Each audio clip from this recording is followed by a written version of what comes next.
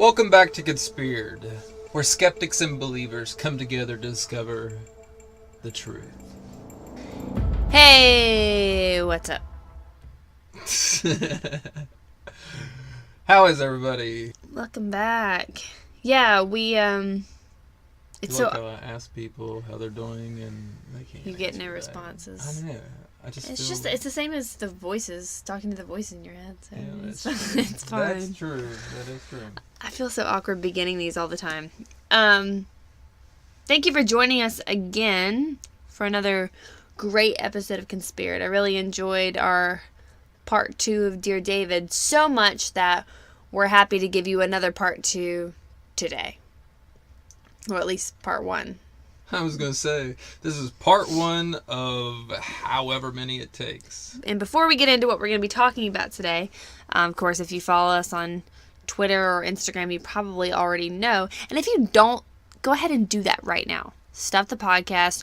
Go look up Conspired on Instagram or Facebook Twitter, and go ahead and follow us for regular updates.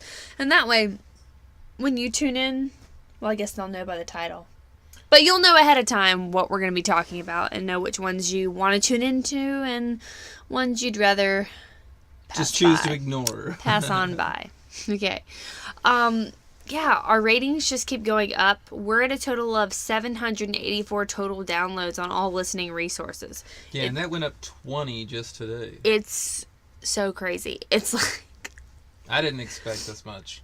I really didn't. I was, going to be happy to have 3 followers. And now we've got, over 100. Or, who even knows how many subscribers? Podiant is being really weird about subscribers. I looked it up, and the way podcasts work is Podiant, it doesn't go... No, podcasts altogether do not go by subscribers. They go by iTunes and how you're rated on the scale of, say you type in paranormal or you type in true crime, whichever part you come in that list, that's how well you're doing. Well, that's even more of a reason for you as the listener to go ahead and give us a rating on iTunes. A rating or leave a comment, leave a review. It just helps us rise in the charts in iTunes. 5 stars. 5 stars. Now, be honest. I mean, if you feel like we suck, give us 4 stars. Here's the way I see it. If you think we're great, give us 5 stars. If you don't think we're that great, leave a comment for improvement. Yes. And we've had comments from some people who, thought we did it doesn't matter. Well, I just want to, if they're listening to this. Can I just say this? Yes. Okay. We did a podcast on the case of Stephen Avery, 2 weeks ago, 3 weeks ago? About 2 weeks ago. Okay. Well, it was number 2, so yeah, about 3 weeks ago. Okay. So this has been our most popular episode to date. And I guess with every kind of popularity comes a sense of people who... haters. I don't know how else to say it. I wouldn't call them haters. I think that they have cause. I think if you're name calling, you're a hater. Okay. That's all I'm going to say. But not all of them were name calling. No, not all of them were name calling. Very polite. And not all of them were name calling. Even gave me the link to their video so I could watch theirs. Here's the thing. Something I need to explain to everyone about this podcast is that it is not ill-researched. Everything that we talked about in that podcast was substantiated by some sort of online scholarly article or resource. Now, I believe this group that was complaining our podcast was either biased, which I really don't think it was biased because we gave evidence for both sides. I think where they were coming from was they felt like there was some incorrect information. Yes. And my rebuttal to that is this information was backed up by sources found. Well, some of the things they did say, I did watch the video that they sent me, and some of the things they did say, like the sweat DNA, they explained it. That made sense. I mean, you can't really get DNA from sweat unless it somehow is a lot and it comes off. But he explained it better. The thing, yeah, and I mean, the phone calls, there's no ifs, ands, and buts about it. I looked at several records that had a copy of his phone. He made those phone calls. Like, I mean, there's... So that was his phone record that you were looking at? Yeah, because on the video Stephen he showed me... Avery's phone records. Yeah, the video he showed me, he looked at the phone record for the Auto Trader. Right. No, this was from the source I found it from was from Stephen Avery's phone records. You can go to any kind of case file and find it, look it up, it's there. And he's star 67. Now, whatever. The reason behind it, who knows? But he did do that. And I don't want to rehash this at all. All I want to say is that on this podcast, we are not promoting this as any type of journalism. We are doing this simply for recreational purposes. We enjoy discussing these kinds of things. We figured since we're already talking about it in our living room, why not put it out there for other people to listen to and give us their opinions? And I feel like I did look at both sides, and I feel like everything I said was substantiated by fact. Now, granted, these people who are trolling us or whatever they're doing... I don't think they're trolling us. They're a little obsessed. But they're a little obsessed, okay? They've done this for 2 years. Evidently, they've dedicated their entire life to freeing him. And I'm sure he'll get free soon. He's been in jail for a while, but I'm sure there's hope for him getting free. Last time it was 18 years and he was freed, so... I'm sure he'll get free. But in the meantime, if there were podcasts where people disagreed with information and we had to get rid of all those podcasts where people disagreed... we would have no more podcasts. We would have no more, yeah. So, I say this to say this. If we present some evidence that you disagree with, please look at all sides, because I am not pulling this out of my head. He is not pulling this out of his head. We are researching this oftentimes late into the night. Mm-hmm. And it is not something that's being created. So...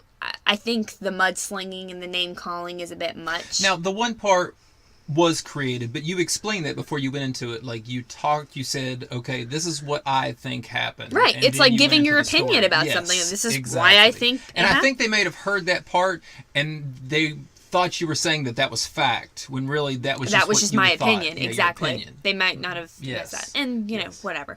All I'm saying is that, and with this case, with this podcast we're about to do right now, please understand that this is research to the best of our abilities. If there's some misinformation, comment and let us know. I have no reason to want to skew this information. I have nothing against Stephen Avery. Like, you know what I mean? I just research to the best of my ability. I have no bias. I'm just trying to present the case. And the same way we're going to do with Caylee Anthony. You have been researching this case since, 2011? Oh my gosh. I have followed this since the trial was aired on the summer of 2011. When I say researching, I mean, she has watched everything there is to know about Caylee Anthony, written it all down in journals. This is one thing that no one's going to tell me I have misinformation on. Because I'm going to tell you. What's funny is right before this, because I don't know much about the case. I watched a little bit of the trial, but she asked me to watch, Dateline? And Crime Watch Daily. Yeah, Crime Watch Daily. And I was like, they were talking about how she had Caylee whenever she was 18. And she's like, she was 19. And I Googled it, and she was correct. Crime Watch had it wrong. I said, don't even try to joke me on any of this. I know everything about this case. Mm-hmm. And I really do. I've watched the trial itself, which, if any of you... it's on YouTube. The whole trial's on YouTube. And I've watched the trial itself about 3 times. I would say at least 3, yeah. I looked back on a Facebook status, and one of my statuses was, crap, I'm watching the Caylee Anthony trial again. And it takes me like a month to listen to between, I don't listen to it all day. It's a very long trial.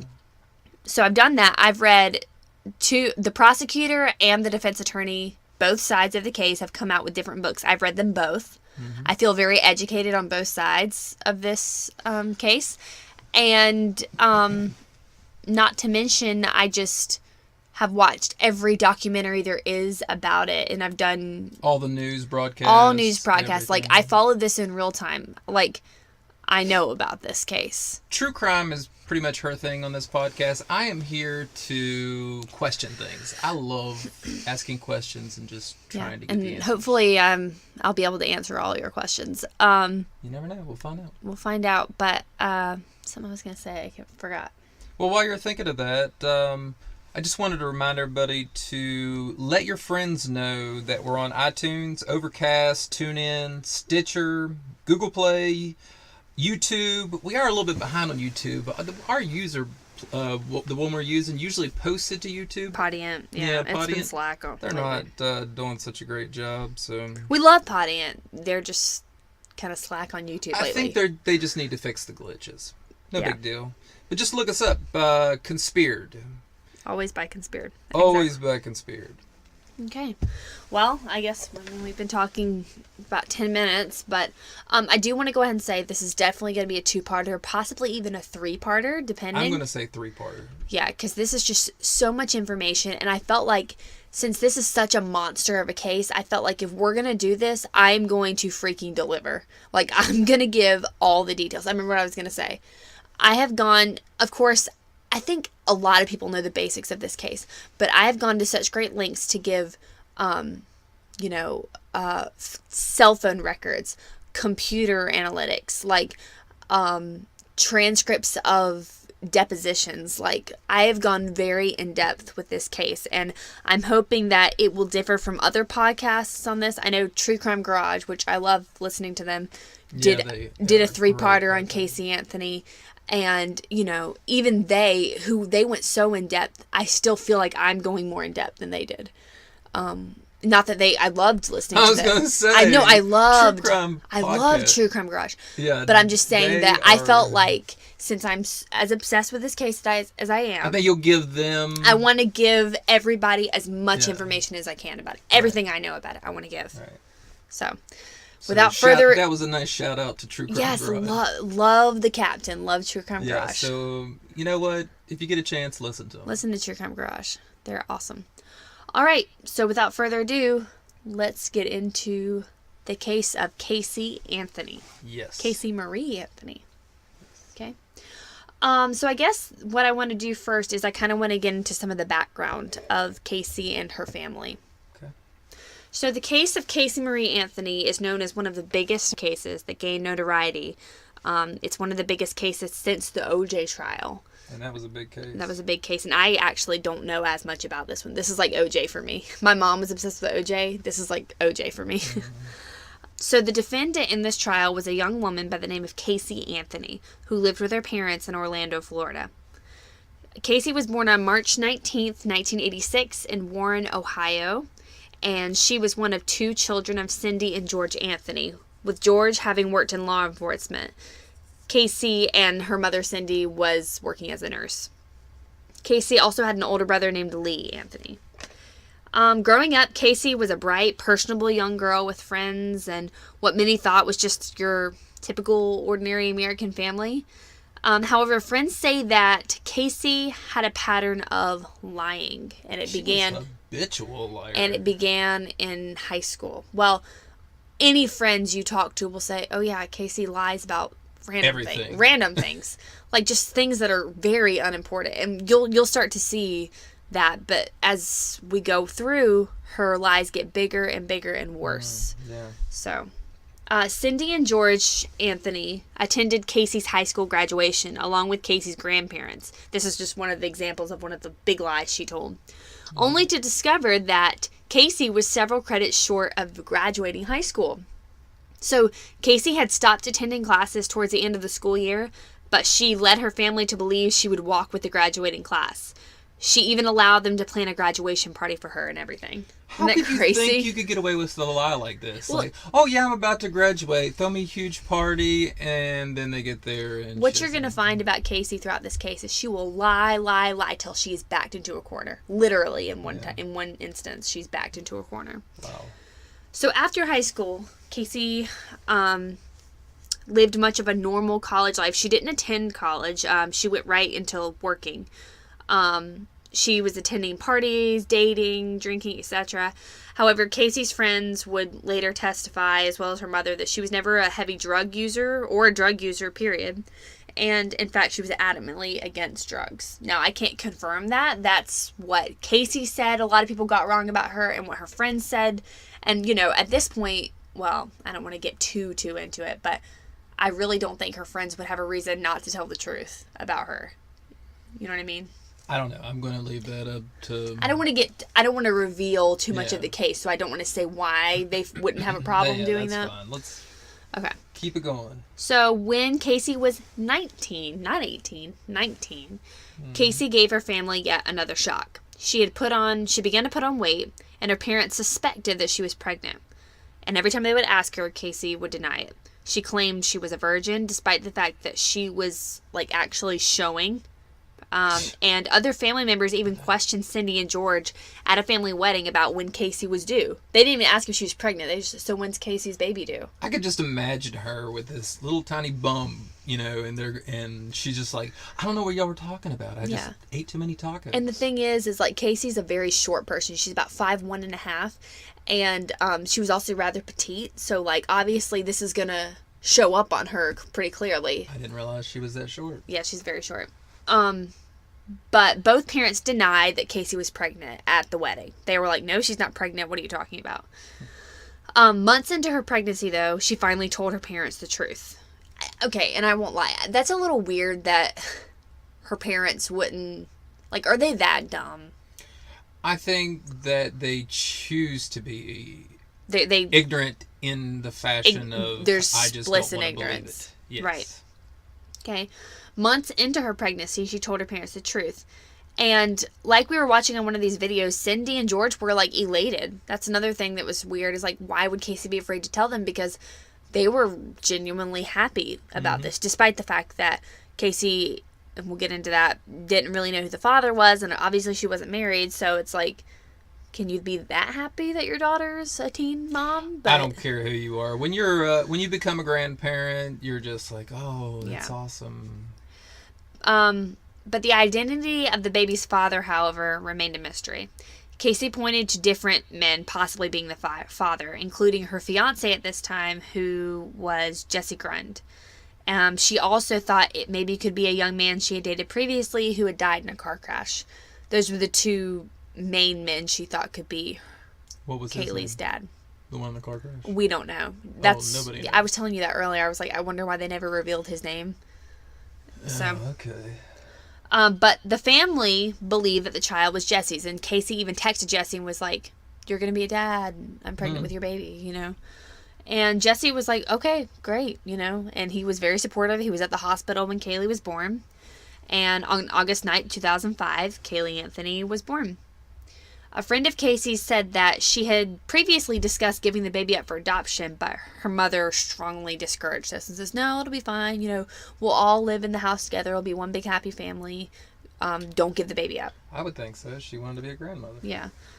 I think it is weird, though, because, like, you know, Casey is 19 when she's having her, and, like, does her mother not want more for her, I guess? I'm not saying anything against Cindy. I'm just saying that, like... No, because I look at it this way. It's weird that she didn't say, well, it's up to you. I would look at it this way. If the grandmother says, hey, I'm there to help you out, and you still want to, you know, further pursue your passions, I will help you out. She lived with her parents, so she had supporting parents. Yeah. I just think it's weird that her mom wouldn't be like, well, it's up to you, ultimately, because this is going to be your child. But maybe she felt like we're going to be raising her together. Maybe that's how she felt. I don't know. Yeah. For the next few months, Casey and Caylee lived with her parents, and Jesse Grund was acting as the baby's father. And even Jesse Grund's parents cared for Caylee at different times as grandparents. You know, they believed they were grandparents. And Grund, you know, he never questioned the fact that Caylee might not be his baby, despite knowing that the timing of her conception made it kind of improbable. So I'll let you do the math there, you know, counting back 9 months. That there's no way that could be my baby, but he still, you know. Okay, so then Jesse Grund and Caylee Anthony broke up in June of 2006 after Jesse found out that she had lied to him about being Caylee's father.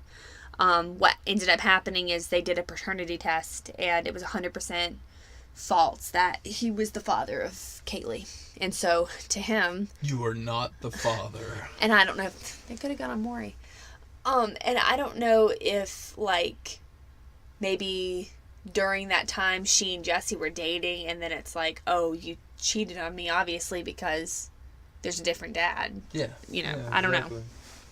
But, after Casey and Jesse broke up, Casey began dating a man named Ricardo Morales shortly thereafter. And throughout the next couple of years, like up until 2008, Cindy Anthony would constantly accuse Casey of being an inadequate mother when Casey would go off and leave Caylee behind with them. Cindy kind of always said it how, you know, Cindy worked in the daytime, and then when she would come home in the evenings, Casey would be like, oh, do you want to spend time with Caylee? And of course she would say yes, but then Casey would go off gallivanting around Orlando, you know, living a college nightlife. Well, in, you know, her defense, she's young, Yeah. and she does have somebody there to take care of her. Sure. So, I mean... But there again, it's like, why wouldn't her mom have been like looked at adoption as an option if she knew Casey was gonna want to be doing that stuff? Because she loves her granddaughter. Okay. Okay. So she was accusing her of being an inadequate mother, and Cindy, a time or two, would actually threaten to take custody of Caylee because, you know, she was leaving her with them constantly and felt like she wasn't being a good mother. Casey continued to live the typical life of a college student, but she usually either left Caylee with her parents or she took Caylee along to either her friends' houses or her boyfriend's houses or apartments or whatever. So this brings us to the summer of 2008. Shortly after breaking up with Ricardo Morales, Casey began dating a man by the name of Anthony, also known as Tony Lazaro. They met on Facebook, and Tony was a club promoter that attended Full Sail University in Florida. And this is like a big, basically a college for like music production. Right. That kind of thing. And she and Caylee would frequent his apartment most of that summer. So you look at it, it's like Tony is going to be a guy for Casey that's this wild partier.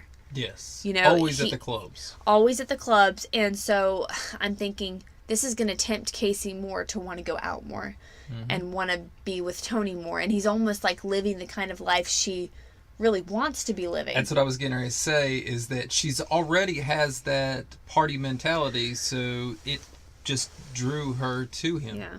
And honestly, you know, Casey probably should have been trying to be drawn more to, you know, guys who maybe might be a little older, might be willing to, you know, family person. A more family kind of guy. But yeah, she was dating Tony.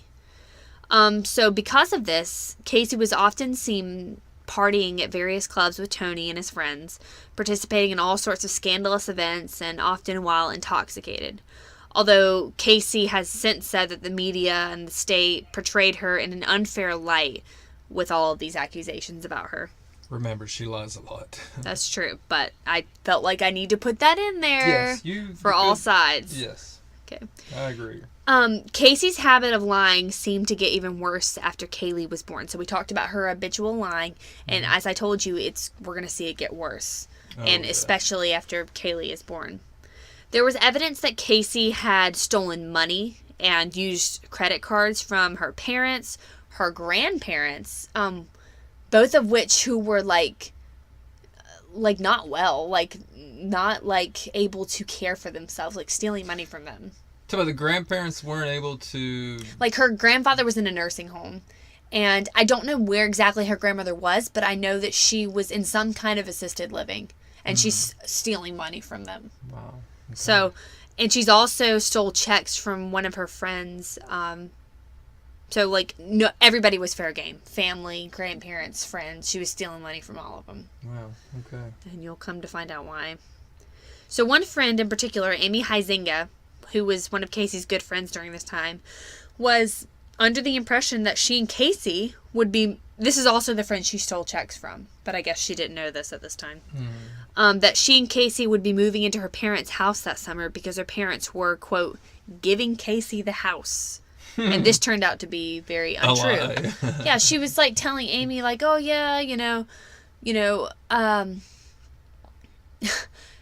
my parents are giving me the house because they're getting divorced and they're going to be split up, and it could just be me, you, and Caylee living in the house. And it's just like, it was so not only were they not getting divorced, but they weren't moving. Like, it was so not true. She must lie for like multiple reasons. I think that one was just like, what's the point of lying about that? Attention, let's see if I can top the last lie that I did. Or like, I don't know, getting Amy to want to be closer to her or something. I can't think of the reason why. Casey's parents and friends were also all very much aware that she had been working for Universal Studios as an event coordinator for 2 years by the summer of 2008. So every day they knew her hours. She worked the day. She would get up, put on a Universal Studios uniform, had an ID badge, and would go off to work every day for 2 years. Everybody knew she had this job. Her ex-boyfriends knew it. Her ex-fiance knew it. Her parents knew it. Her boyfriend's roommates knew it. Everyone knew she had this job. Okay. Casey even told her mother, Cindy, that there was a rich man by the name of Jeffrey Hopkins that she worked with at Universal who had a small son, Zachary, and Zachary was about Kaylee's age, and that he was, quote, courting her. That's a lie when they use the word courting. And it's like obviously she's telling this to her mom because she knows this is someone her mom would really want her to be with, and trying to get in her mom's good books, I guess. Yeah. But at the time, obviously, Casey was dating Tony Lazzaro, and her mother, obviously, or no one knew she was dating Tony except for her friends. And because Casey worked so often, Casey often left Caylee with a nanny. And this nanny's name was Zenaida Fernandez Gonzalez, also known as Zanny. Okay? And she had been employed by Casey for 2 years as well.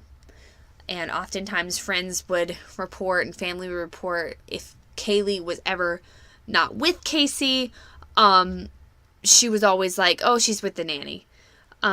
Casey's friends and family had never met this nanny, although Casey always spoke of her and often told people that the nanny was watching Caylee whenever Caylee was not with her. Right. So whenever she was out, where's Caylee? Oh, she's with Zanny. It was the go-to excuse. And her parents, never asked to meet this nanny, neither did her friends. They all just, why would somebody make this up? Right? I don't know. I think after a while I'd be like, hey, I'd like to meet this person. You'd think the grandparents would be like, hey, can I see who's spending all this time with my grandchild? Yeah. I'd like to meet her. Yeah. Because Caylee lived with them. And you'll come to find out that she never spent more than a day away from her grandparents. So I feel like when you're that close with your grandchild, I think it's hard for me to think of being a grandmother, but like, I would want to know. Yeah.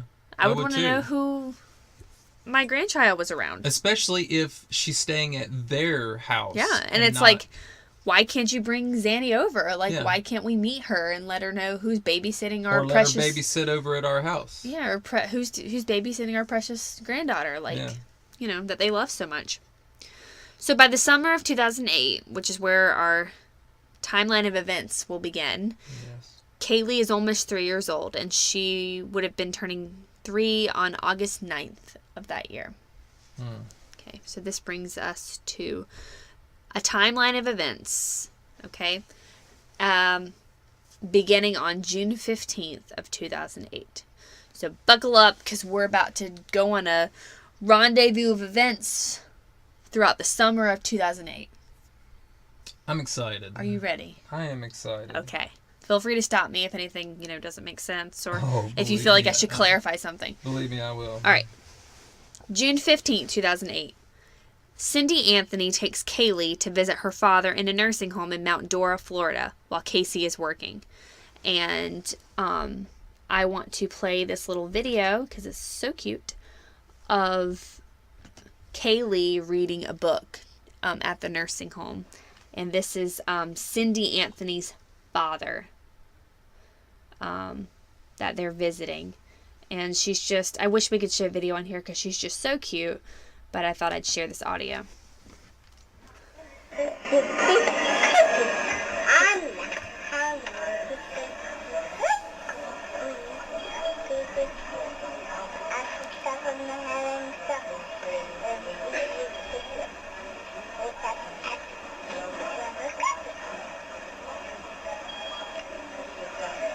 I was gonna say, so she's turning the pages. I assume she doesn't really know She how thinks to she's read. reading. She thinks she's reading, and she's turning the pages. She's making these really just, cute faces. Yeah. She does say mama in a minute.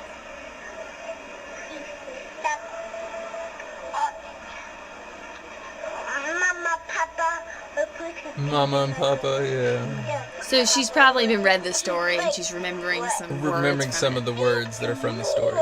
But, like, how cute is she? Oh, I know. She's adorable. I mean, did you see that little smile? Yeah. Yeah. She's so cute. And I had to share that because, like, I feel like it's important to really get into the story. And I know you can't see this, but you can look it up on YouTube. We'll put it up on our Facebook page. Yeah, I mean, that way. I mean, you can look it up on YouTube, but you'll just go to our Facebook page. I mean, she's literally, you couldn't find a cuter little girl. Definitely. She is a little sweetheart.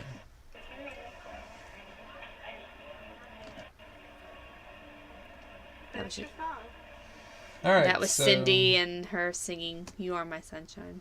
Anyway, I just like to watch this because she's so cute. I know. Okay. This brings us, so she was visiting with her great-grandfather in Mount Dora on June 15th. This brings us to June 16, 2008, which is going to be an extremely important date in this story. And yes, there are going to be a lot of events that occur on this day. Yeah, I noticed that. Buckle up, because it will be important. All right. How many buckles do I have to put on? I've already put on one. You need your emergency breakup. Okay. Right. Cindy Anthony gets up early to go to work. And as I said before, she works as a nurse. And she says a quiet goodbye to Casey and Caylee, who slept in the same bedroom at their house. And she leaves a little before 7:30 a.m. George Anthony was up and having breakfast. And as he did not go into work, his job as a security officer until later in the afternoon. George would later say that he probably fed Caylee breakfast that morning sometime between 7:30 and 9 a.m. From 7:56 to 8:06 a.m., Casey, computer records show that Casey had an AOL IM conversation with a friend. Remember those? AOL IM Instant Messenger? Oh, yeah, American Online. Yeah.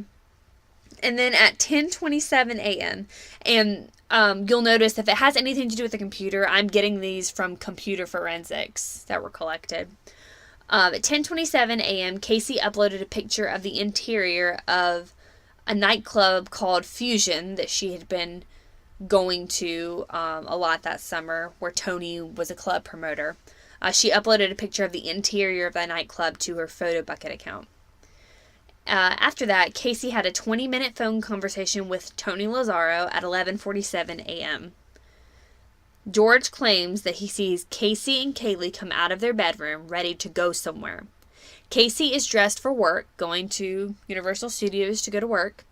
And Caylee is dressed, I think it was like in shorts and a little top with hat and sunglasses and a book bag on. So she's going somewhere too. Mm-hmm. And George asks Caylee, "Where are you going?" And she says, "I'm going to see Zanny."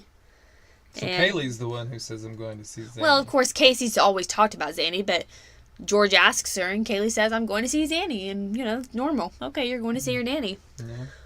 And George attempted to converse with Casey a little bit, like talk to her, convince her to, hang out for a little bit so he could hang out with Caylee a little more. But she told her dad, and she told her mother previously that she was in a rush to get to work, and that she and Caylee are going to have to spend the night with Zanny that night because she's probably going to have to stay later at work. So George walks the girls outside and helps put Caylee in her car seat in Casey's white Pontiac Sunfire. That's her car that she has. It's important to note that this car is in George and Cindy Anthony's name, but they allow Casey to drive it. Okay. George sees them drive away at 12:50 p.m., and then George later goes into work this day, and he will go on to say it's the last time he or Cindy Anthony will ever see Caylee Anthony again. That's sad. Casey called later in this day. Casey called Tony Lazzaro and had a conversation with him around 1 p.m. that day. Now, presumably, after Casey's father, George, left for work, Casey's phone records indicate that she went back to the house because the cell phone towers were still pinging her in that general vicinity near her parents' house. And then The computer activity on the family computer was the heaviest between 2 and 3 p.m., so we know that she went back to the house after George left for work. It is presumed that Casey was probably on the computer checking her MySpace and Facebook between 2 and 3 p.m. because those were the sites they noticed that were being frequented. And at 1:44 p.m., Casey called her friend Amy Huizenga, and they spoke until about 2:20 p.m. At 2:52, Casey received a 12-minute phone call from Jesse Grund, her former fiancé. And Jesse would later describe this conversation as, quote, not normal, because Casey was kind of telling him that she didn't have any place to stay anymore because she needed to get out of her parents' house because she was no longer welcome to stay at her parents' house. It was very strange. I mean, that is very her strange. parents were like, this was not true. So that was a very odd thing to say. But this call was ended short when Casey's father, George, called her. But Casey did not pick up her father's phone call. So she just kind of hung up with Jesse and didn't get back on the phone. During the next hour, Casey receives 3 different Facebook messages and replied to none except one that was sent by Tony, her boyfriend. She also attempted to call Tony, but she didn't reach him at that point. At 4:10, she began to call her mother's cell phone and her mother's work numbers repeatedly, like constant, until 4:14 p.m. So for those 4 minutes, she's calling her mother off the hook. Did it say how many times she actually called? I didn't look up that specific piece of information. All of my resources just said repeatedly, like several times. Well, okay. And she finally stopped at 4:14. Cell phone tower records indicate that she was most likely leaving her parents' house when she was calling her mother. And then for the next 20 minutes, she attempted to call several other people, but no one picked up. And then cell phone records show that she was in the area of her parents' house until about 4:18 p.m. that afternoon. And then after which she drove to Tony's apartment, presumably arriving at about 4:25 p.m., which is when Casey's cell phone is pinged down the tower near Tony's apartment. Okay. So later this evening, Casey is seen on a video surveillance camera from a Blockbuster. Remember Blockbuster? Good times. Oh, rest in peace, Blockbuster. Rip. But she's seen on a video surveillance camera from a Blockbuster checking out some movies with her boyfriend, Tony Lazzaro. And if you go and look up this video surveillance, they're just like all over each other. They're just like hanging on each other, picking out movies, and just looks like a normal college couple. I mean, really. Like a regular everyday happening. Oh, yeah. Just out and about getting a movie. But Caylee is not seen to be with them. And then later that night, Casey and Tony watch the movies with his roommates back at his apartment, and Casey spends the night there. And those are all the events that occur on June 16th that we know of. Which brings us to June 17th. So June 17th, Casey's cell phone records would show that she was at Tony's apartment until about 2 p.m. She then traveled to her parents' house and was there from 2:45 until 4:30 in the afternoon. Her car was seen backed into her parents' garage, according to her neighbor, Brian Berner. Brian did not report seeing Caylee at all. When Cindy called Casey to ask, where's Caylee, she told her they were both going to be spending the night with Zanny again. But actually, Casey was actually spending the night with Tony Lazzaro. According to Tony, Caylee was not there. See, I was getting ready to ask, that's kind of suspicious, backing into a garage. But there are people out there, hey, if I back into the garage, then it's easier for me to leave. But a lot of people that I know just pull straight into the garage and back out. It was very weird that it was backed in. And I definitely took note of that. June 18th, 2008. Casey spends the day at Tony's apartment until about 12:30. At 1:15, Casey attempts to call her parents. Her parents' neighbor, Brian Berner, sees Casey again around 1:30 that day, backing her car into the garage again. At 2 p.m., Casey goes to Brian's house and asks him to borrow a shovel. She said she needed to dig up a bamboo root. Brian said she had the shovel for about an hour or so and then returned it, and he didn't notice anything, unusual about it. Cindy called Casey later that day to inquire about Caylee, keeping in mind at this point that Caylee had never spent more than one day away from her grandparents in her entire life. So, of course, Cindy's going to be like, what's Caylee doing? I haven't seen her. I miss her. Yeah. Caylee told her mother that she would be at a conference in Tampa, for her Universal Studios job for work, and that Caylee would be with Zanny and 2 other people. Juliet, who was one of her co-workers, and Juliet's daughter, Annabelle. And then what actually happened this night is Caylee spent the night with Tony, and Tony says Caylee was not there. Oh, so during the trial, Tony says that Caylee was not there. Well, we don't know anything about his trial right now. Oh, sorry, I'm jumping ahead. I know some of y'all are. I'm interested. I'm playing this for people who have no idea about this case. Yeah. Yeah. I know. I just get into the story. I know. I mean, to me, I'm playing it out in my head. I visualize everything that's going on. And we'll get there. But right now, we're presenting what happened. Right. These events. June 19th, 2008. Caylee spends this day with Tony, searching for new apartments for him. And they both got back to his apartment by 9 p.m. that night. And, of course, there was no sign of Caylee. June 20th, 2008. Cindy calls Caylee about Caylee. Caylee tells Cindy that the 2 of them are still at a conference, but this time in Busch Gardens in Tampa, and that the conference is going to go on until Saturday. Caylee, what she actually did that night is she went to a club called Fusion, the one that Tony promotes, and she participated in a hot body contest and was photographed doing so. And who wouldn't? Caylee was not there. I mean, yeah. I've been in plenty of hot body contests. Have you? No. Not really. Okay. June 21st to June 22nd, 2008. Caylee does not return to her parents' home. Cindy calls Caylee again. You'll just have to keep in mind, Cindy is calling Caylee every single day. Every day. I would too if I were Caylee tells Cindy that they are still in Tampa. Caylee is still actually at Tony's apartment. Friends actually start to question, where's Caylee? And Caylee tells the friends that various reasons. One of them is that Kaylee's at the beach with the nanny. Cindy calls Caylee again, and Caylee tells Cindy that the conference had gone late and that they have decided to stay another night at the hotel and go to Busch Gardens Park the next day.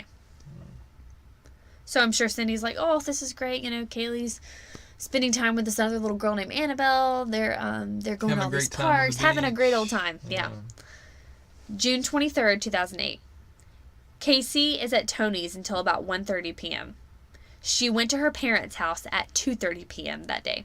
She called Tony at 2:45 and tells him that her car has run out of gas. This is the first time her car runs out of gas.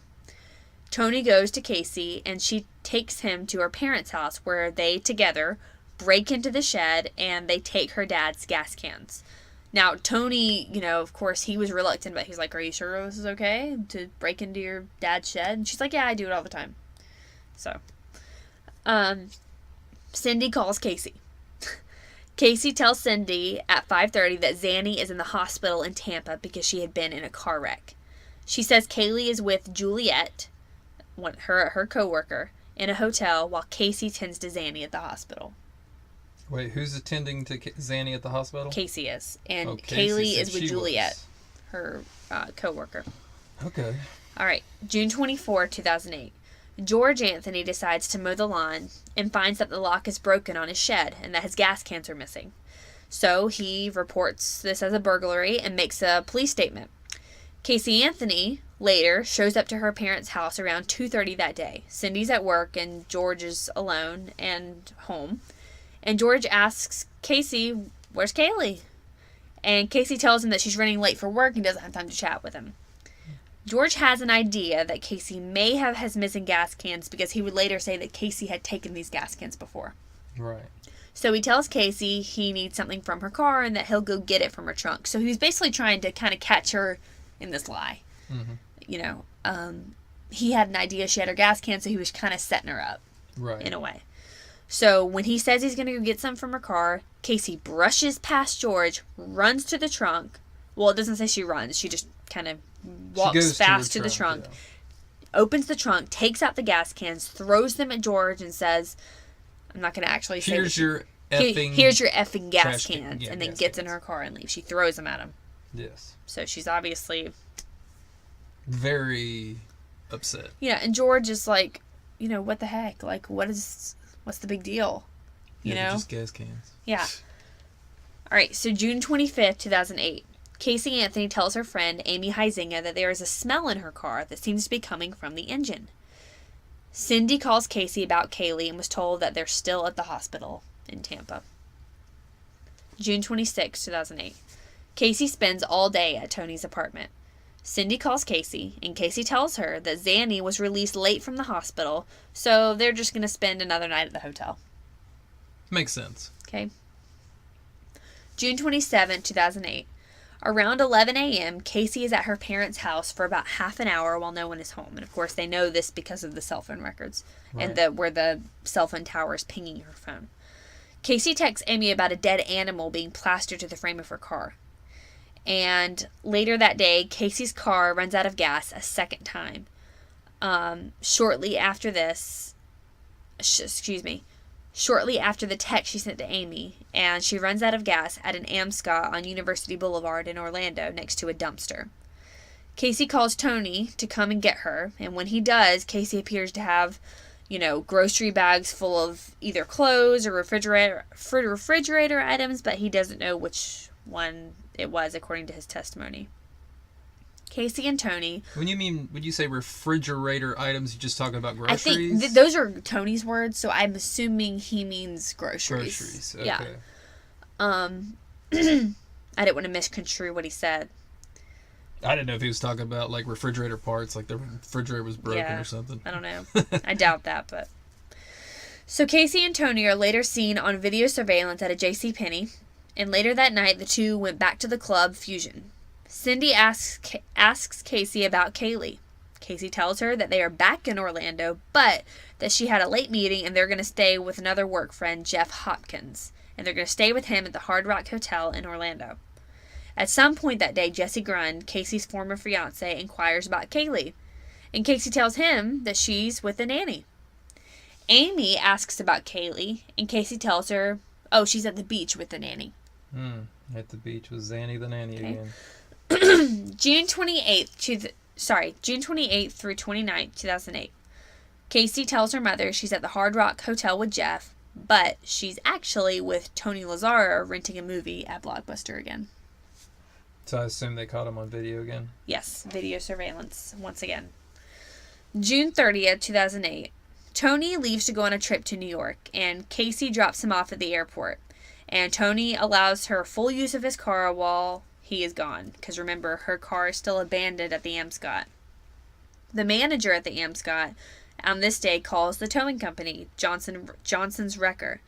And they come and tow the car, and they keep it until July 15th. Casey spends the day at Target and JCPenney with Amy Huizinga. Cindy calls Casey inquiring about Caylee. Casey tells her that she is working late and Caylee is with a relative of Zanny named Jennifer Rosa. She tells her mother that they'll be staying with these people until July 3rd and that Jennifer and Caylee will go to Universal Studios while Casey works. Caylee Anthony is on vacation at this time, and the reason she's so persistent at this point is because on her vacation, she wants to spend time with Caylee. See, no, I would just be freaking out right now. Be like, okay, so the nanny is no longer watching. Now it's a relative. Now it's like a relative, and you don't know either one of these people. Yeah. That's just insane to me. That's the weirdest part when it comes to her parents, is that they would not be like, okay, who the heck are these people? And why have I not met them for 2 years? Yeah, exactly. Like, I would think that my mom would be just, like, constantly on me, like, who's this? Who's watching? Yeah. And I think, if I'm really thinking about it, maybe they didn't want to encroach on Casey's boundaries as a mother. Maybe they wanted it to seem like, we trust you with your daughter. I'm sure you think that she's in the best hands. Yeah, okay. I can give you that one. July 1st, 2008. Cindy calls Casey repeatedly about Caylee to no avail. And during this time, Casey does not have a place to stay since Tony is now out of town and she had been staying at his apartment, so she has nowhere to go. So then she shows up at the apartment of Jesse Grund to take a shower. Later that day, she's seen at JCPenney with Amy. Later, she goes to a restaurant called the Ale House. Cindy begins texting Casey about Caylee, and finally Casey texts her back and says, Caylee is at the park with this Jennifer Rosa, the relative of Zanny. July 2nd, 2008. Cindy calls Casey repeatedly once again. Casey tells her friend Amy that Caylee is with the nanny. On this day, July 2nd, Casey gets a tattoo that says Bella Vita. And Bella Vita means beautiful life in Italian. Casey spends time this night at various clubs and bars, and she also ends up spending the night with Amy and Amy's roommate, Ricardo Morales, who Casey had previously dated. All right, I still cannot get past this. Okay, if I asked where my granddaughter was and somebody was saying, oh, there was such and such at the park, and I haven't seen him for a while, I would be like, which park is this? I'm going to go to this park and hang out with them. Oh, yeah, just wait. Cindy gets a little more heated about this.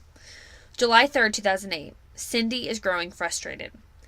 Casey told Cindy that Caylee would be at a character breakfast at Universal Studios with Jennifer Rosa.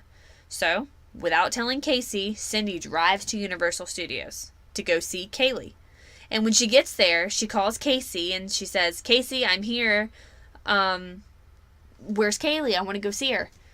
I want to pick her up. And Casey says, Caylee, me and Caylee are in Jacksonville, Florida. And she's like, what?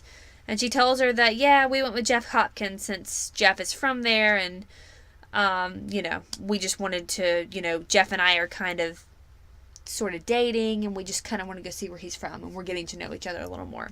Right. So Cindy's had enough. So that night, Cindy creates a MySpace page entitled, My Caylee is Missing. And I want to be clear, she doesn't say, she's missing. What she means by that is that she's missing in her heart. Right. She wants to see her. And so she writes a paragraph about her feelings that Caylee was missing in her heart. Later this day, Casey texts Jesse Grunn that if her family were to contact him, do not respond to them because they are, quote, crazy. Okay. Wait, Casey texts Jesse Grunn. Who's crazy? Casey says to Jesse, if my family texts you, don't respond because they're crazy. Oh, she's saying her family's crazy. Yeah, and Jesse, he knows her family. They were engaged. Yeah. So. Okay, she later goes shopping that evening with a woman named Melissa England, who she had just met. Cindy continues to call Casey. Cindy eventually calls Lee Anthony, Casey's older brother, at 8 p.m., and Lee Anthony then tries to locate Casey by, kind of going on MySpace and Facebook to figure out, where is she, what's she doing. Right. And he learns that she's going to be at a nightclub that night. So Lee and his fiancée, Mallory, go downtown to find Casey at this club, but they can't find her. So Lee calls one of Casey's friends on the cell phone and say, hey, tell Casey, we're looking for her. And then when her friend tells Casey this, Casey leaves downtown Orlando immediately. So, kind of sketch. Oh, yeah. July 4th, 2008. Cindy calls Casey again. Casey tells her mother they're still in Jacksonville. Casey tells Jesse Grund Caylee is at SeaWorld with the nanny. Casey actually spends this day at a man's house. This man's name is Will Waters, and together they were planning a 4th of July party. And Casey is later photographed at this 4th of July party. So she goes to a 4th of July party. Yeah, on the 4th of July. Okay. Yeah. So on July 5th, 2008, Tony Lazzaro comes home. Before he arrives, though, Casey is filmed at an IKEA with Will Waters, the guy from the night before. Casey and Tony go to Buffalo Wild Wings that night. And Casey tells her mother that her car had broken down in Jacksonville and Jeff Hopkins is now helping Casey fix it, but that they wouldn't be back now until July 12th. So she tells Cindy that Caylee is with Jeff Hopkins' mother and Jeff's son, Zachary. So now Caylee's making all kinds of friends on this story. Friends. July 6th through the 10th, 2008. Nothing really goes on here that's significant except that Casey is continuing to gallivant around Orlando. She's captured on a video camera at Target and Bank of America, and Caylee, of course, is nowhere to be seen. July 11th, 2008. Casey is reported to be at Fusion, the nightclub. July 12th, 2008. Cindy receives text from Casey that she and Caylee are still in Jacksonville, but Casey's actually seen on surveillance at a Winn-Dixie grocery store in Orlando. Oh, in Orlando, okay. July 13th through 14th, 2008. Caylee Anthony tells Cindy that they have to stay past July 12th now because Jeff Hopkins' mother is having a wedding. They're getting married all of a sudden. His mother is. So, alright, so this is a rather lengthy day. July 15th, 2008. So this must be another very important day. It's a very significant date, yes. George and Cindy Anthony are doing yard work this day and notice a letter on their front door. And they see that it's a notice from Johnson's Wrecker about the fact that they have possession of a white Pontiac Sunfire that was in their name that they towed because the car was abandoned at the Amscot. Now remember, it's Casey's car she drives, but it's in Cindy and George's name. So of course, if they're going to contact someone to get it, it's going to be them. The owner, yes. Yeah. That makes sense. So this is the Amscot where she ran out of gas the second time? Yes, They where never Tony did picked get her it? up. Casey never went back for it. She had left a note on the car saying she was going to, but she never did. So Casey's parents drive to Johnson's Wrecker to get the car. George goes with the manager named Simon Birch to retrieve the car. And along the way, George tells Mr. Birch about familial problems that had been going on. He told him how he hadn't seen his daughter or his granddaughter for, weeks at this point. As they approach the vehicle, both men notice an overwhelming smell coming from the trunk. Okay, so it's important to know that Mr. Birch had spent many years in the tow business. And he had smelled, in his opinion, just about everything that can be found in a car, including decomposing bodies from suicide victims. So he's very familiar with the smell. George Anthony, as we know, was a former police officer and was also familiar with the smell of human decomposition. So George and Mr. Birch open the trunk together and find a bag of garbage. And they assume, Mr. Birch, I think, even says, "Oh, there's your problem, garbage." And so Mr. Birch grabs the bag of trash and throws it into a dumpster. And George drives the car home. But the smell, is still present. But they just assume leftover from the garbage, whatever. Yeah, it seeped out of the garbage bag or something. Yeah. So when Cindy Anthony encountered the car for the first time, mind you, the garbage is gone, she says to George, "Jesus, what died?" Okay, and keep in mind, Cindy Anthony is a nurse. Another profession where you might be familiar with the smell of human decomposition. Yes.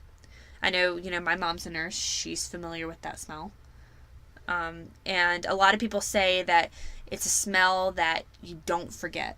It's probably, a lot of people say it's one of the worst smells you could ever smell in your life. And that once you have smelled it once, you recognize it instantly. I don't want to experience that then. Yeah. Both parents are disturbed that this car was not in Jacksonville, like Casey had been saying. You remember she said, my car broke down in Jacksonville. Oh, yeah, I forgot you said that. And so, Cindy and George are now finally realizing Casey's lying to us. Ding, ding, ding. Yeah. Finally. So her parents put the car in the garage, and they go back to work. Cindy and George do. So when Cindy gets back to work, she informs some of her coworkers about the smell of the car, and her coworkers convince her to call the police because they're worried. Because of course Cindy had been expressing to her. It takes her coworkers to get them to finally call the police. I think you really have to get an understanding of Cynthia Anthony as a person here, and when I first read about this case, I was same deal as you. Like, how can you be so naive? But Cindy is extremely naive, and you'll come to see how naive. Okay. Look forward to that. So, but she had been telling her coworkers, like, "Oh, I miss my granddaughter so much. I want to see her." And they were probably sick of hearing about it. They were probably like, "Just call the police if you want to see your granddaughter." Especially if Casey's car is not where she said she was, and it smells like a dead body. Mm-hmm. I mean, right. As scary as that is. So Cindy texts Casey at 4:30 that afternoon about a major problem and says, "You need to contact me immediately." When I get a text like that from my mom, I'm call like, right away. Yes. But Casey doesn't. So while all this has been going on, Casey had been driving Amy Huizinga's car because Amy had been gone out of town. So Casey's just, taking advantage of her friend. She was driving Tony's car. Now she's driving Amy's car. Because Amy's... She sounds like somebody who manipulates people a lot. Well, so Casey makes yet another appointment to get another tattoo in addition to her Bella Vita tattoo, and tells the guy at the tattoo place that, "Oh, I'm going to bring Caylee with me next time when I get this tattoo." Casey goes to the airport to pick up Amy Huizinga, and Casey speaks to a woman named Erica Gonzalez at the airport. And she leaves Erica with the impression that Caylee is waiting in the car, which is kind of strange. So kind of just hints it. Yeah. Didn't say it outright. Erica just said she left me with the impression that Caylee, she just ran to get Amy, and Kaylee's waiting in the car. So she made it look like she was in a hurry. Like, yeah. Hey, I really gotta get back to the car. Yeah. So when Casey picks up Amy, Amy's like, how's Caylee? She goes, oh, she's great. She's with the nanny, and Caylee called me today. So Amy drops off Casey at Tony's apartment, and Amy then goes to the mall with her friends. Cindy Anthony is now at home trying to figure out how to get in touch with Casey because she's not responding to her. So Cindy goes through the items that were left in Casey's car, and these are the items that were in the car. Kaylee's car seat, Casey's shoes, dryer sheets, clothes, a bag that Cindy thought Casey used for work, but in this bag there was contact information for Amy Huizinga, someone Cindy did not know, but we all know was one of Casey's close friends. So Cindy's at her wit's end, and she ends up calling this number. She calls Amy and says, hey, have you seen Caylee or Casey? And Amy's like, yeah, I just saw Casey. And so Cindy's like, can you take me to her? So, these two women, not knowing each other, Amy reluctantly agrees to let Cindy pick her up from the Florida Mall and direct her to Tony's apartment.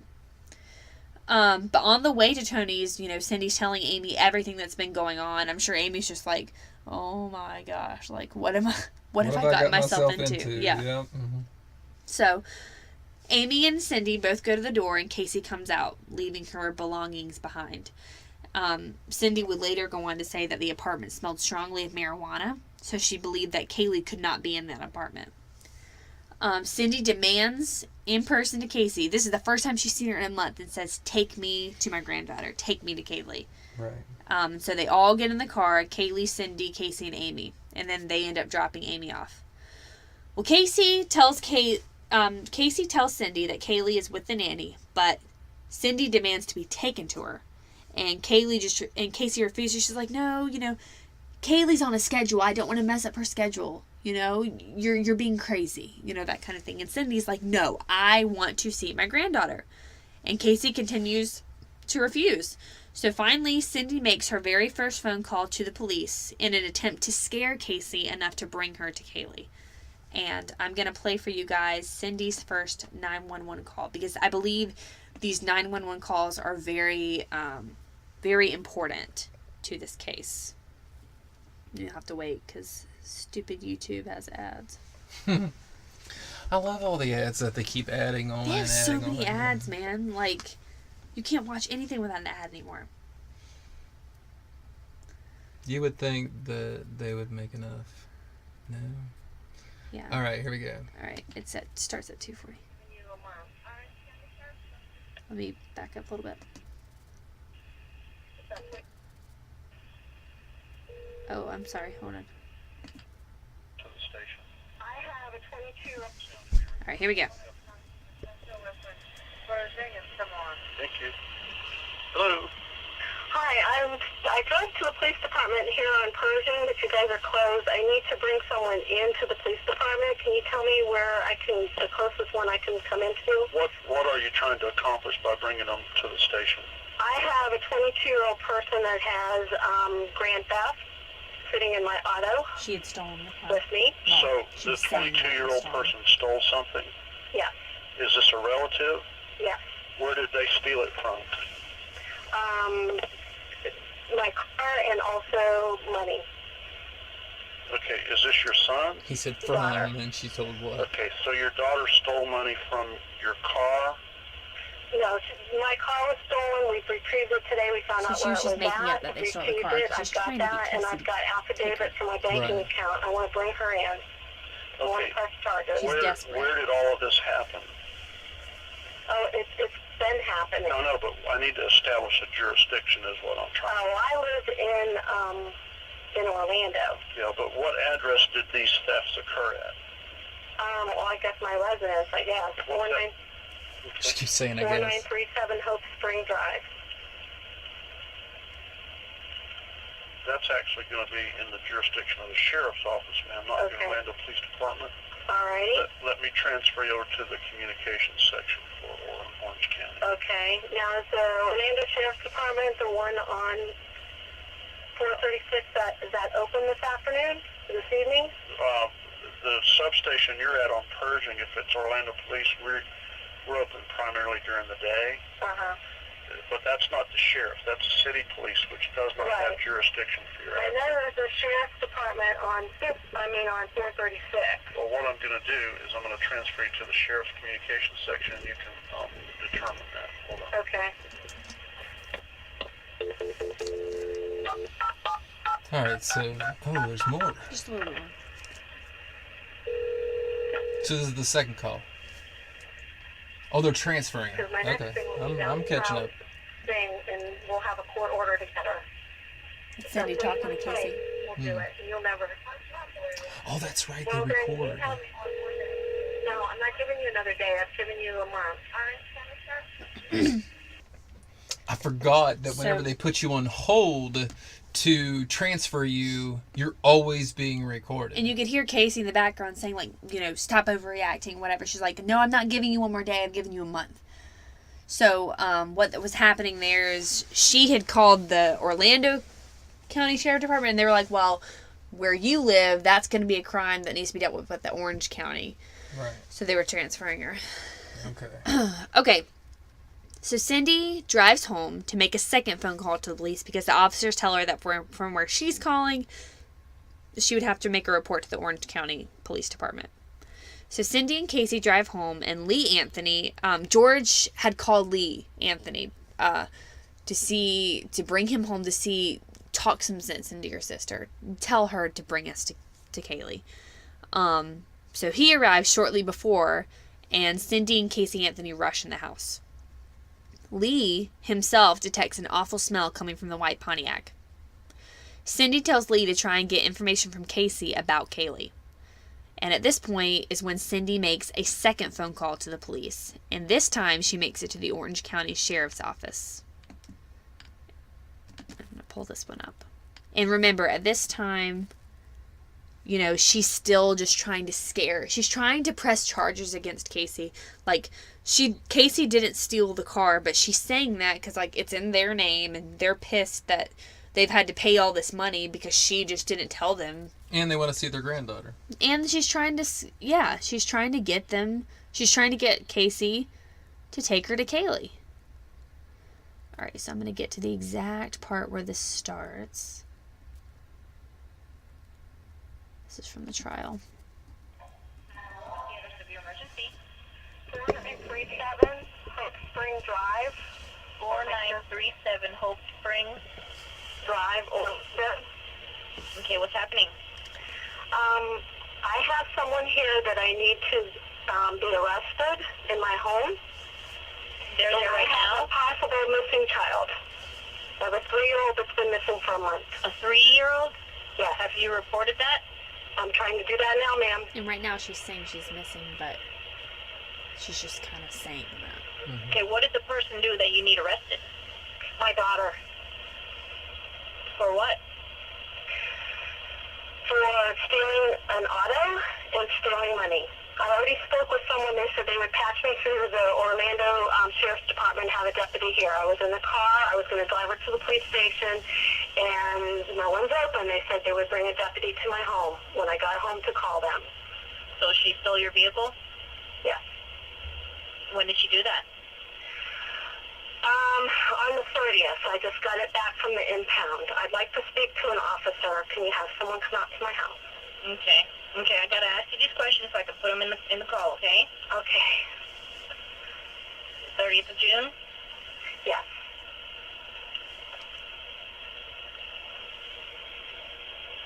Okay, how old is your daughter?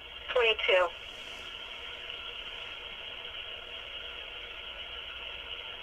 Okay, what's her name? My name? Her name. Her name, Caylee Anthony. Casey.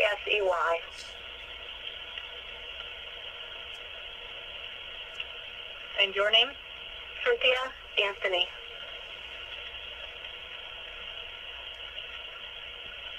Cynthia, can I get a phone number that I can reach you at? 407-808-4731.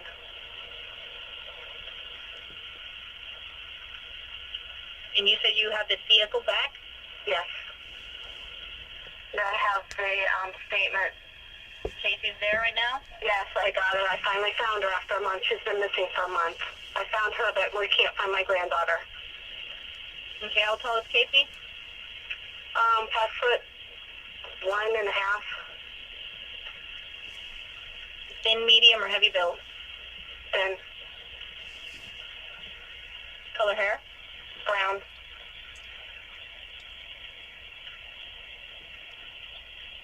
What color shirt is she wearing? White. What color pants? Oh, they're shorts. They're plaid. They're like pink and teal and white and black plaid. Does she have any weapons on her? No.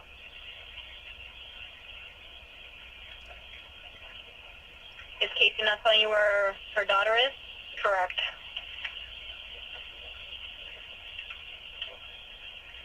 Okay, we'll have a deputy out to you as soon as one's available, okay? Thank you. Thank you.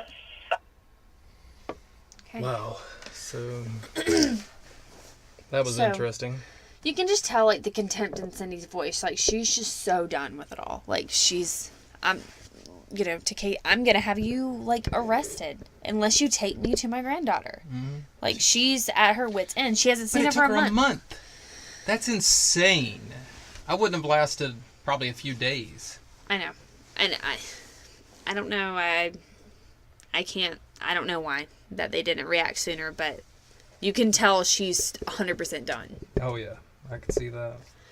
So as, she makes that second 911 call, and as they are waiting for the police to arrive for these charges of petty theft and the stolen car and the supposed missing child, which at this time, Cindy doesn't think she's missing. She just thinks Casey's being spiteful and holding her from her. So she's just saying that, really. But there's a police officer on the way for that. And as they are waiting for the police to arrive, Lee is attempting to get Casey to tell him where Caylee is and encouraging her to take Cindy to her. He's basically saying, you better just go ahead and tell Mom where Caylee is, because now that the police are involved, it's going to end in her favor. Like, you're not going to win.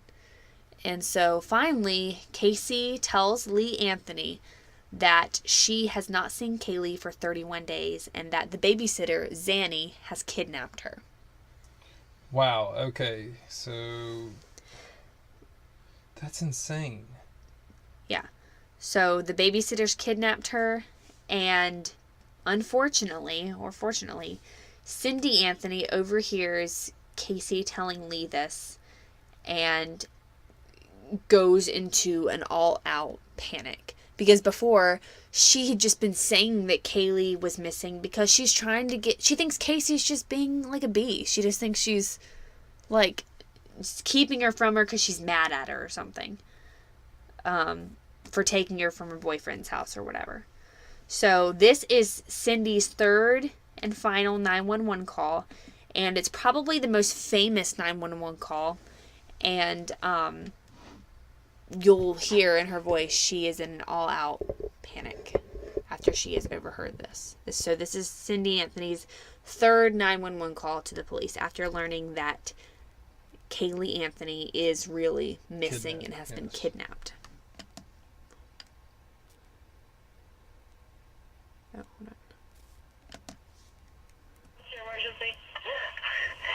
I called a little bit ago. The deputy sheriff said I found out my granddaughter has been taken. She has been missing for a month. Her mother finally admitted that she's been missing. Okay, what is here now? Okay, what is the address that you're calling from? 4937 Hope Spring Drive. We're talking about a 3-year-old little girl. 4937 what?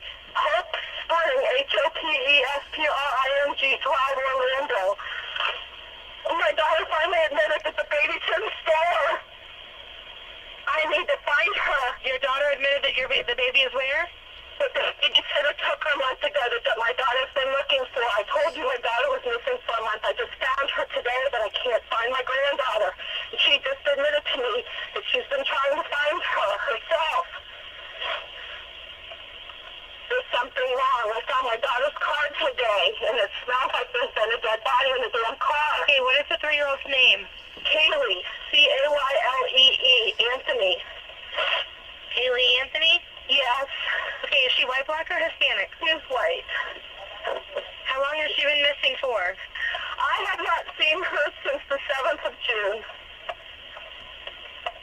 And she was actually incorrect with that. She saw her the 16th. 8/9/2005. Oh God, she's 3. She's 2005. George, Caylee, listen. Caylee, listen. It's her telling George in the background. Caylee said Danny took her a month ago. She's been missing for a month. Okay, I understand. Can you calm down for me for just a minute and I need to know what's going on, okay? I'm gonna try and talk. Is your daughter there? I'm on the phone with them. Is your daughter there? Yes. Can I speak with her? Do you mind if I speak with her? Thank you. I called them 2 hours ago. They haven't gotten here. Can you speak 5 minutes of Danny took her a month ago? Just trying to find her. Ma'am. Hey, downstairs.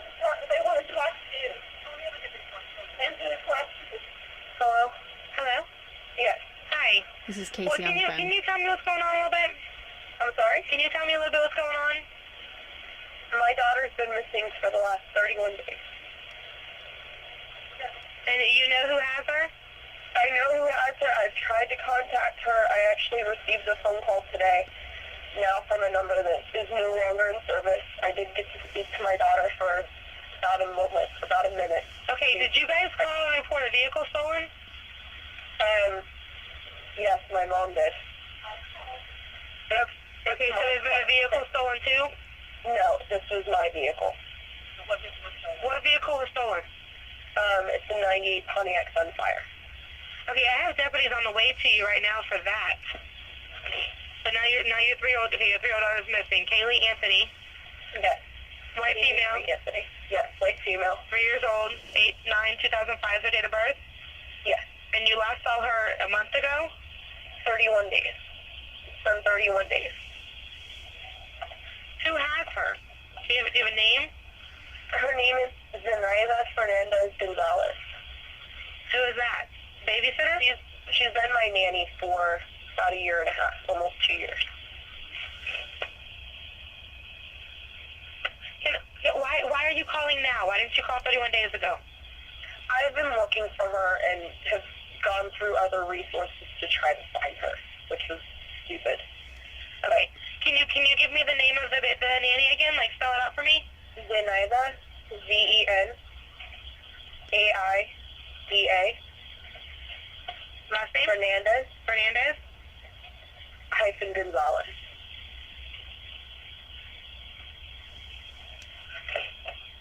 I think the officers are here. The officers are there? Yes.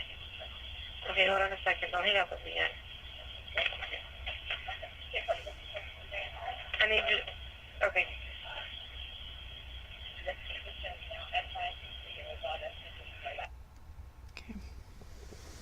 Wow. Okay, so listening to the first part, That was Intense. emotionally nerve-wracking. Like, I'm an empathetic crier, and just watching the video of Cindy have to listen to that over again, She can't even, like, look up, you know? her head was almost underneath. Well, you can hear, like, in her voice, too, just how absolutely devastated she Yeah. is. Yeah. You know, she tells her, like, tells George, you know, she's gone. She's been, you know, totally blindsided. But, like, here she was spitefully calling the police on Casey to learn her worst nightmares, in fact, true. Yeah. You know, you just can't help but empathize with Cindy. And how calm. Casey, when she Casey got on the was. phone. Hello.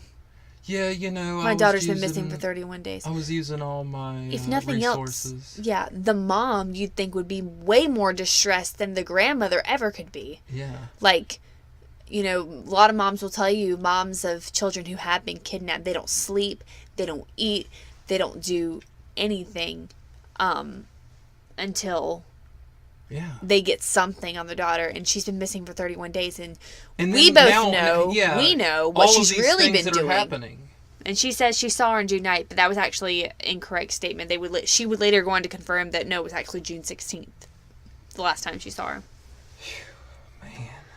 So, just absolutely awful. So, I think this is so much better than me just watching the trial and everything, because trials to me are boring, but listening to you tell the story... why, thank you. I'm really getting into... I know I'm not giving much. I'm talking to the people listening. I'm not giving much, but I feel like I am listening to it for the first time. Even though I have read it, but it was just a quick read. This is just fascinating. Insane. Yeah. It gets crazier. So authorities arrive at the Anthony home and speak with Casey. Casey tells them that Caylee has been kidnapped by her nanny, Zenaida Fernandez Gonzalez, and that the last place she saw Caylee was when she dropped her off at Zanny's apartment complex at the foot of the stairs 31 days prior. Police ask Casey to take them to this apartment that night, and Casey directs them there and points to Zanny's apartment. And she's like being very specific about it. She's like, oh yeah, Zanny lives in that room and her mom lives upstairs. And like she's pointing to these rooms. So it's like the police are like, okay, this is legit. So one officer actually ends up speaking to the manager of this apartment complex and asks, okay, do you have information on one of your residents, Zenaida Fernandez Gonzalez? And he's like, which apartment does she live in? And the officer points to it and he's like, no one's lived in that apartment since February. And Casey had dropped off Caylee there apparently June 16th. So the authorities then go to Tony's apartment to retrieve Casey's things. Remember, she had left them there. She left her cell phone there too when Cindy had come and gotten her. Which including her cell phone, which Casey says had contact information for Zanny, but the police get it and find no contact info for this Zenaida Fernandez. Authorities have Casey make a written statement about the last time she saw Caylee, and she sticks to her story and indicates that she dropped her off on, Monday, June 9th is what her written statement says. She would later change that to June 16th, but has not seen her since. Wow. Yeah. That is insane. So we're at about an hour and a half right now on this podcast, and oh my gosh, we're not even at the tip of the iceberg, if you can believe it. We're at the point now, Caylee is kidnapped, and her family's in a panic, and Casey and the authorities are going to be doing everything in their power to try to locate Caylee. And all that time, we've been seeing her on video at Blockbuster and JCPenney and Target and all these places. The whole time she's been acting normal. Going about her life. Oh my gosh. Partying, getting a tattoo that says Bella Vita, my beautiful life. Beautiful life. While your daughter is kidnapped. Missing. Yes. She's been searching for her. You've been searching for her at a nightclub? Yeah. You've been searching for her JCPenney. in Tony Lazara's bed? Yeah. Like, just totally, totally crazy. Wow. Well, guys, there's a lot more to this, and gosh, I really want to continue, but I don't want to turn this into like a 4-hour podcast. So we are going to break it up into chunks, and it's a good way to keep you on edge and tune into the next part of this. Yeah, so we'll be starting off on July 16th, 2008. Getting into the investigation of the disappearance of Caylee Anthony. Yes. That's going to be... I'm looking forward to that. I'm not even going to read it. Yeah, don't anymore. read any further, and if you can believe it, it gets even crazier. Okay? I can't imagine it gets any more crazy than this. So, guys, make sure you set your... subscribe to whatever channel you're listening on so you get that ding when episode... 2 comes out. Well, part 2 of episode 6 is released. And I'm really looking forward to it. And like I said, this case just gets crazier. And I'm so excited. Oh, yeah. It's like my lifelong dream to want to talk about this case. I think we've been releasing our episodes every 5 days instead of once a week. Sure. So I'm hoping this coming weekend, Saturday, the 6th? That would be May 5th, 5th. Cinco de Mayo. So looking forward to recording the rest of this and putting it out. Part 2. All right. Oh, yeah.